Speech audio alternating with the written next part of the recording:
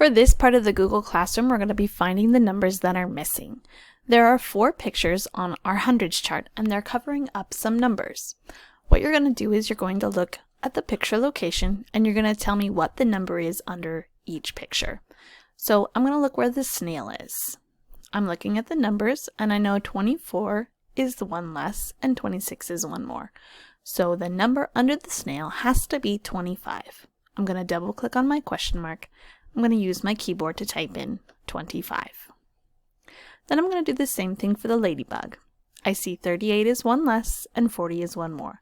So the number under the ladybug has to be 39. Double click my question mark and type in 39. Then I go to my bee. I see 53 is one more and 55 is one less. So that means the number under the bee has to be 54. So I type that in by the bee. And then my last one is the butterfly. I have 76 and 78, so I know the number under the butterfly has to be 77.